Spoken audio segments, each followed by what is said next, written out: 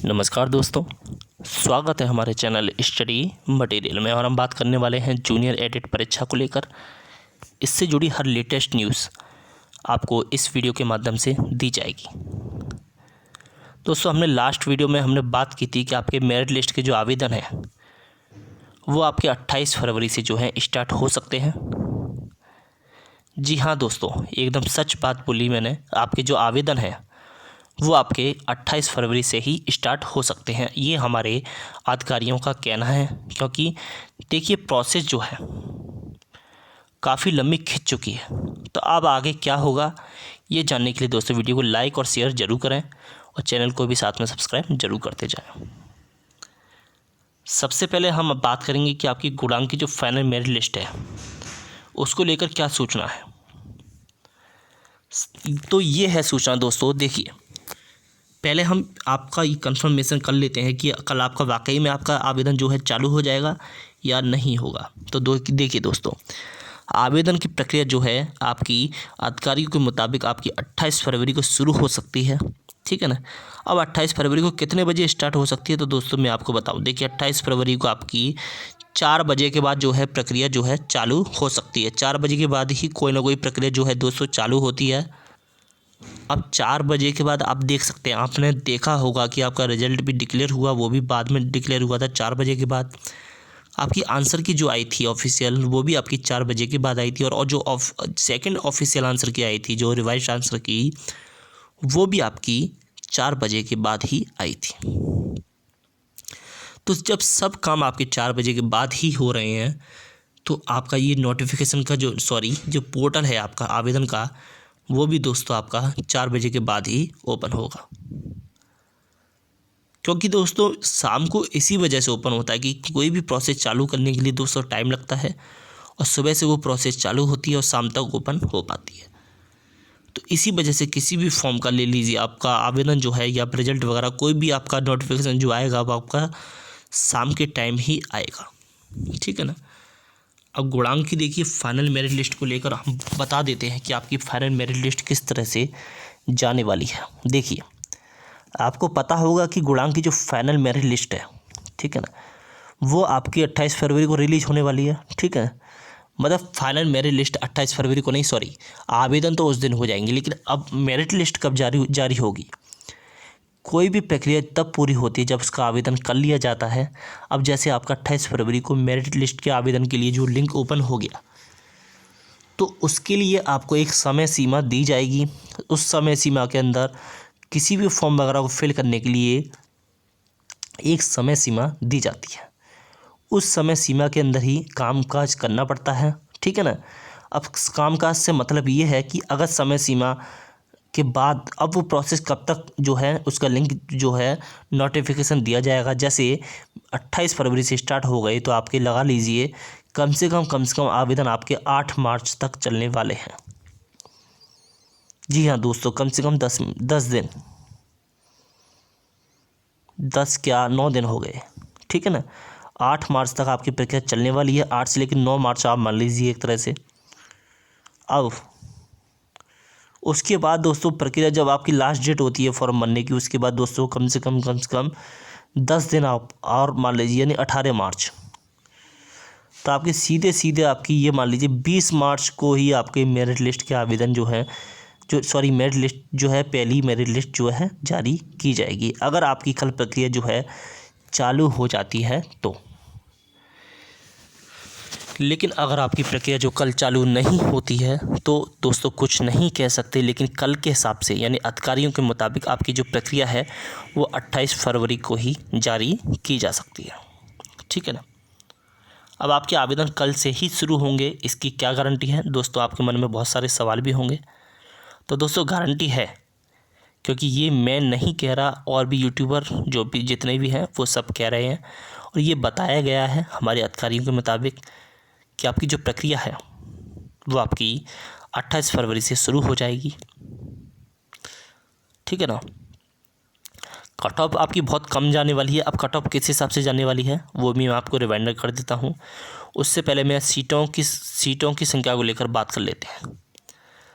आपका जो एग्ज़ाम जो कंडक्ट हुआ वो 1504 सीटों पर हुआ। जबकि विज्ञप्ति जो आई थी वो आपकी 5,000 सीटों की आई थी,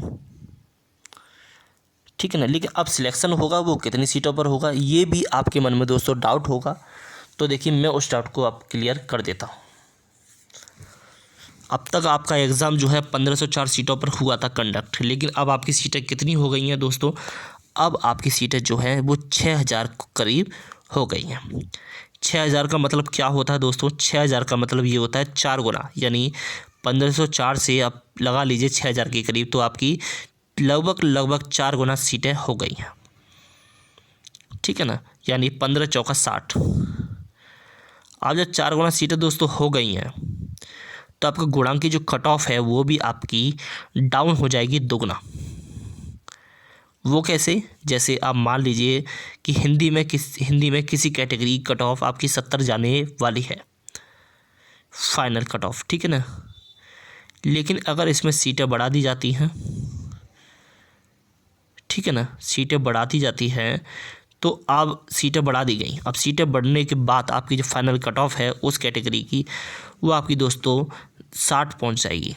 इतना डिफरेंस आपका जो है फाइनल मेरिट लिस्ट में आने वाला है। जी हाँ दोस्तों, क्योंकि अगर एक सीट भी किसी भी में बढ़ती है, एक सीट में जैसे आप ले लीजिए कि एक इंसान है उसको 100 रुपये मिलते हैं, 2 इंसान हैं तो आपके 50-50 हो जाएंगे, ठीक है, 4 हैं तो आपके 25-25 हो जाएंगे, ठीक है ना। इस हिसाब से आपकी कट ऑफ जो है डाउन होती चली जाती है, ठीक है ना।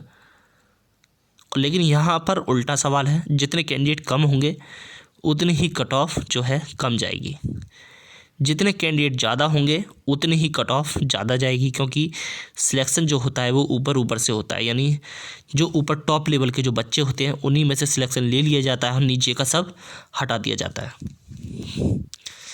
ये मेरा नहीं, ये सबका सिलेक्शन की जो प्रोसेस है ये सबकी एक जैसी है, ठीक है ना।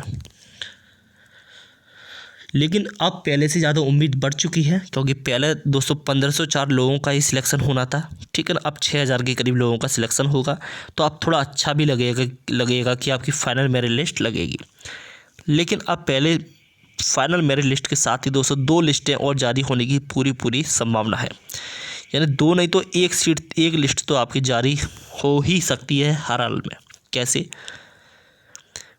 पहली मेरिट लिस्ट के बाद दोस्तों सेकंड मेरिट लिस्ट भी आपकी जल्द ही जारी होगी, ये आपको पता है। उसके कम से कम 15 दिन के बाद, 15 से 20 दिन के बाद ही आपकी जो है सेकंड मेरिट लिस्ट जो है दोस्तों जारी की जाएगी, ठीक है ना। अब सेकंड मेरिट लिस्ट के बाद आपकी अगर कैंडिडेट उसमें बसते हैं यानी ज्वाइन नहीं करते, तभी ही आपकी फाइनल जो है तीसरी मेरिट लिस्ट जारी की जाएगी। ये मेरिट लिस्ट दोस्तों इसलिए जारी की जाती है कि जब तक आपकी सीटों की संख्या जो है फुल नहीं हो जाती। जैसे ही आपकी सीटों की संख्या जो है वो फुल हो जाती है वैसे ही सब स्टॉप हो जाता है, वहीं की वहीं प्रक्रिया रुक जाती है और जिनका सिलेक्शन हुआ होता है उनको ज्वाइनिंग दे दी जाती है। ये प्रोसेस होती है दोस्तों सिलेक्शन की, ठीक है ना। अब देखिए एक बात और बता दें, अब तक ये जूनियर एडेड परीक्षा है, अभी तक ये प्रोसेस चल रही है, लेकिन एक खुशखबरी भी है कि ऐसी ही एक भर्ती आपको जल्द ही देखने के लिए मिलेगी। कुछ ही दिनों में आपके लिए शायद हो सकता है कि उसका नोटिफिकेशन आपको देखने के लिए मिल जाए, या फिर वो नोटिफिकेशन जल्द ही आपके साइट पर अपलोड किया जाए। और उसमें दोस्तों सीटों की संख्या जो है ज़्यादा होगी, ठीक है ना। ये 1504 से तो बहुत ज़्यादा होगी, और जितनी ज़्यादा सीटें होती हैं तो कंपटीशन जो है उतना ही सिंपल हो जाता है, और जितनी कम सीटें होती हैं उतना ही कंपटीशन जो है फाइट करने वाला हो जाता है, सिचुएशन काफ़ी क्रिटिकल हो जाती है। फिर तो ये हाल होता है कि मेरा सिलेक्शन होगा या फिर इसका होगा, डाउट में ही रहता है जब तक कि फाइनल रिजल्ट जो है आ नहीं जाता, ठीक है ना। तो इस हिसाब के से आपकी जो सीटें बढ़ चुकी हैं, तो आप बस आवेदन का वेट करिए कल तक का। और वीडियो को दोस्तों लाइक और शेयर दोस्तों साथ में ज़रूर करें, जितना आप लाइक शेयर करेंगे उतने ही लोग हमारे चैनल से जुड़ते जाएंगे।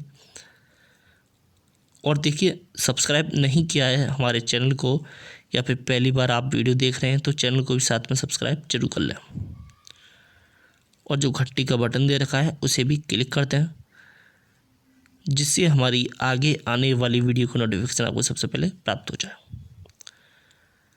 तो दोस्तों आज की वीडियो में बस इतना ही। आज के लिए धन्यवाद। जय हिंद।